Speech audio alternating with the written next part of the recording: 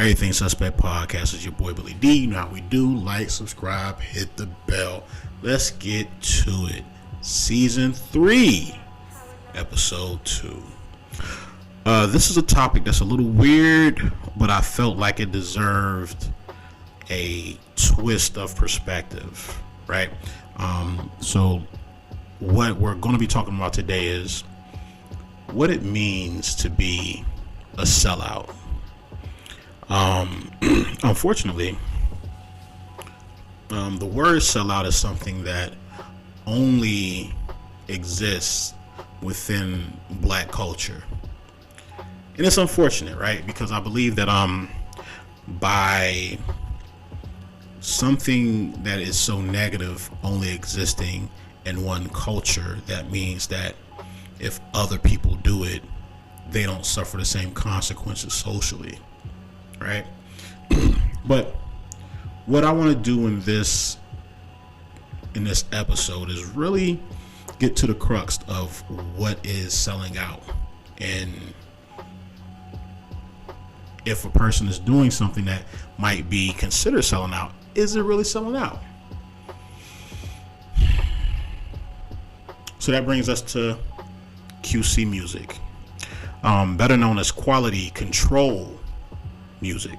They are an Atlanta-based hip-hop label that was discovered or founded in March of 2013, which means they were just a month away from having their 10-year anniversary. I would have loved to have seen what that looked like in Atlanta, but they won't have the opportunity to celebrate as a black-owned business. Why?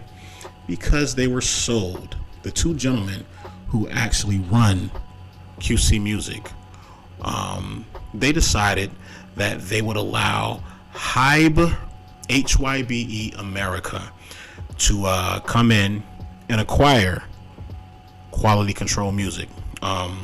So I'm a little bit older, but I am familiar with the artists that were on there. To name a few, we got Migos, Lil Baby, the City Girls, Lil Yachty, you know what I'm saying? All of these acts were actually founded, and they were a part of the Quality Control stable. And if anybody knows anything about these artists, they have really made a huge impact on the hip hop industry and where it is today. Atlanta's always been pumping out the hits since I was, I think my generation was the first to actually experience what Atlanta hip hop was. And I'm talking about the Dungeon Family. I'm talking about Jermaine Dupri, Criss Cross, the Brat, all of that. If I'm wrong, forgive me, but I don't know that there was a whole lot of hip hop coming out from the city of Atlanta before those folks. Shout out to Escape, and they're still doing their thing out there. But nevertheless, we don't want to get sidetracked, right? We don't want to get sidetracked. So, Hybe America, it seems as though they have this international reach. They also are responsible, or they also house K-pop, and that's Korean pop music. And that's a huge thing that's going on now. And Hybe America will now be housing some of the dopest Atlanta hip-hop artists that there is today, and also hip-hop artists that are their reach goes beyond America. They are international artists, and shout out to the Migos. I mean, as they're dealing with the loss of Takeoff recently, and that's a whole other thing that we won't get into, but you know, it's important that we bring that up. So what happened is QC decided to sell the entire company to Hybe America for $300 million. I think there's some stock in there, so I don't know if they will own a little stake in the company once they give it to Hybe, but nevertheless, it's $300 million. Reports are saying it's about 250 to 50, you know, it's like 250 in cash and then maybe 50 million in stocks, and who knows what that looks like. But it sounds as though the two gentlemen who started QC will still have a stake in the company, very small, or at least a stock. But That's dope for them. But the issue that we're having now is black folks are upset that such an incredible and a powerful new young dope hip hop black owned business is now being sold to a person who doesn't really understand hip hop, and because of that, people are saying they're selling out. They're saying that, you know, you're ruining generational wealth, and that's what made me really want to do this podcast, is just how it is impossible for white folks to sell out. And it is very easy for black folks to sell out, but they're only sellouts to their own people. This is not something I really care about. This is not something I really dig into. The things that I really get into are social issues, right? But I found this to be a social issue just because of the social construct of the issue, right? And because there are some things that are going on behind the scenes that people are not really connecting, that I wanted to connect on this. So I'm like, maybe it is a sellout thing, or maybe it's not. But what I do know is that the reason why is not to the people who are saying that it is because they're not talking about the things that are going to make it sound like a sellout situation. Do you understand what I'm saying? And if not, follow me. I'll tell you guys a story. Many, many years ago in a land far away called America, there was a very talented young white girl, white woman, young white lady, who was so talented that a record label felt as though she needed to be signed for her talent. She could play the guitar, she could sing, she was beautiful, and she was 15 years old. 15 years old, they decided to give this young lady a contract. And the name of the company that wanted to sign her, that found her, was Big Machine Records, right? Big Machine Records found this female, young female, 10th grade, you know, for 15-year-olds for the most part. And they said, we want to give you a record deal, right? And she signed it. And being young and being new to the industry, she signed off on the fact that they would own her masters. No big deal, but we would own the first 6 albums, or we would own the masters of your first 6 albums. Not a big deal at the moment, right? So how do I want to tell this story? Fast forward some years later, the young lady grows up to be a woman. She becomes a mega success. One of the biggest artists in the country, right? So come to find out, there's a gentleman who wants to buy Big Machine Records, right? And Big Machine Records happily obliged this young man.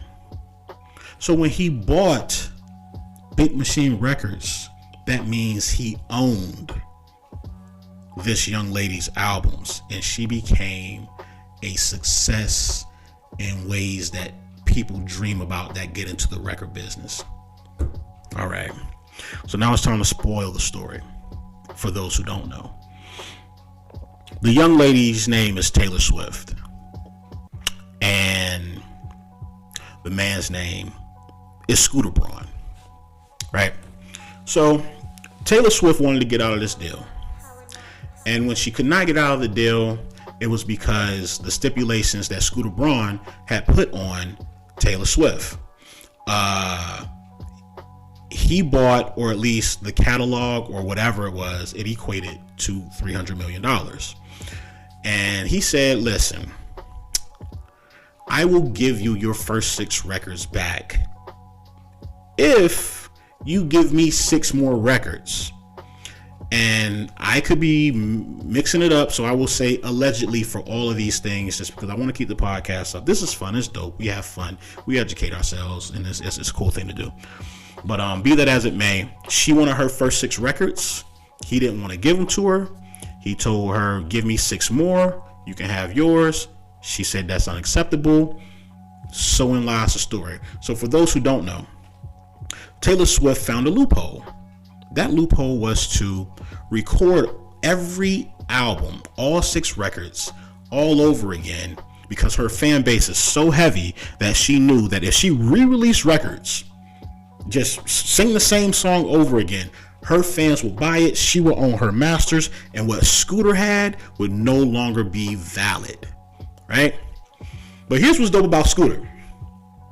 Scooter was able to sell that record label for $300 million to a private group, some folks who you don't know their name, you don't know where they're from, you don't know who they are.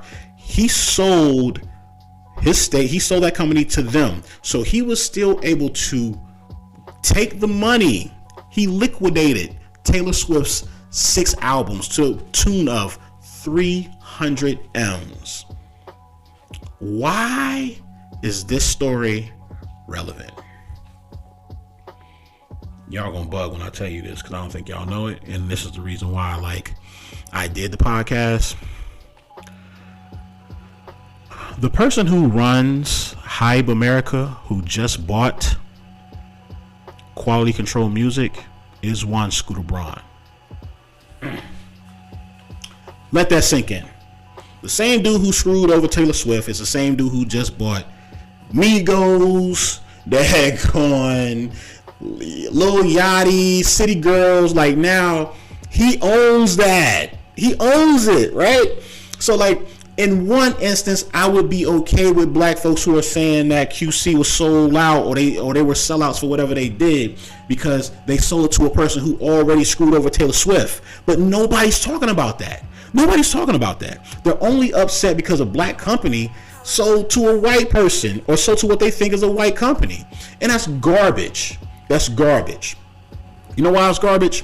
Because right now, what people are not talking about, the same folks who are complaining about Quality Control Music being sold to Hype America, are not talking about anything that has to do with Michael Jackson.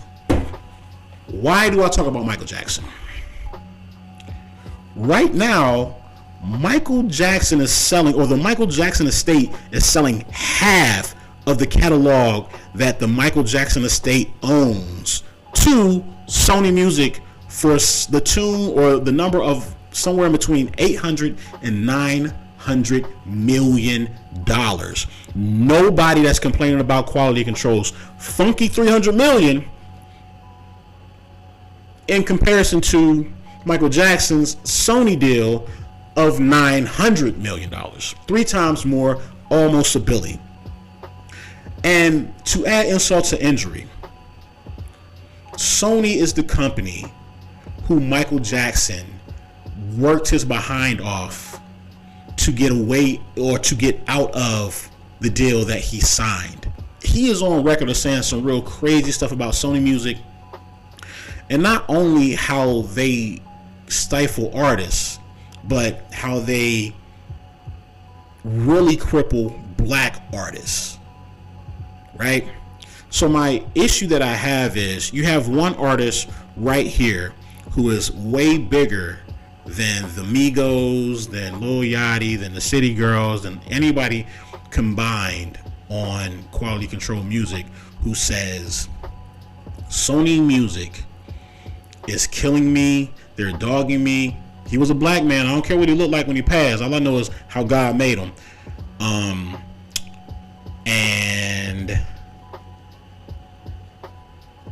I can't believe how poorly I'm being treated by Sony Music. I want to be away from Sony Music. And he talked about the president of Sony at that time. And his estate is now going into business to sell half of his catalog to the one person who he openly admitted he could not stand, he didn't want any parts of. And nobody's talking about the people who control the Jackson estate and how they are literally selling out a dead man. That made me believe that the rage and the anger is all a lie. It's all bull, it's all uneducated, it's all weird. And the only thing that made me feel bad was the fact that the same dude who screwed over Taylor Swift, if he would take over, or he would screw over Taylor Swift, he would 100% screw over every artist on Quality Control Music. But that's yet to be seen. The issue that I have with people who have an issue with people who do this kind of stuff is they talk about generational wealth and how they're not setting up their kids to have generational wealth like white folks. And to use the Lakers example, there's only 32 NBA teams, but there are hundreds of hip-hop labels, right? So I don't think that balances out. There ain't nobody making more NBA teams, but I can make a record label right here, right now in the back, right? Like if we want to start a record label, we can do that right now. So I believe that the comparison is unfair. My issue is, let's be careful with who and what we call a sellout. And it's fine if some people want to call it a person selling out, but don't try to back it up with saying they're ruining generational wealth. These two young men created a record label in Atlanta 9 years ago, and in 9 years they were able to make that into over $250 million company. Do you actually think that those two men who are able to do that are going to take that 300 million, split it up, and go spend it on cars and jewelry and whatever else? They're not. If you believe that their children will not benefit or will not have a better life, if you don't think that their children's children will not have a better life, if you believe that these two men are going to run through $150 million and not set up their children's children for the future, there's something wrong with you. I hate to say it. I hate to admit it. But nobody who can accumulate that amount of money at such a young age is going to be dumb enough to come up broke. They will end up using that money to turn into other businesses. They will use that money to set their children up to do things beyond what they were able to do. So just because they sold the company that got them started, that made them make their first 150 million, does not necessarily mean that they're selling out, especially if the whole plan is to make generational wealth. How dare you? How dare you? To end, because we always end on a question, my question to you is, do you think, after hearing what I said, that the QC Music CEO and COO are actually selling out, if what they're doing is taking their money and setting their family up to be bigger? Also, what is your definition of selling out? Because let's be real. Other black companies have sold portions of their companies to bigger conglomerates, and they were still able to produce and bring the black effect, the black culture to the masses, while still selling part of their company to a bigger conglomerate. Look at what Russell Simmons did when he sold a portion of Def Jam to a bigger record label. I don't know, man. What's a sellout? And if selling out for generational wealth actually gives you the liquid to set up your children for generational wealth, is that selling out? Or is it a cultural thing? Nevertheless, Everything Suspect Podcast, man. Thank y'all for tuning in. More stuff is on the way. I appreciate y'all. See you next time. Peace. Everything Suspect Podcast.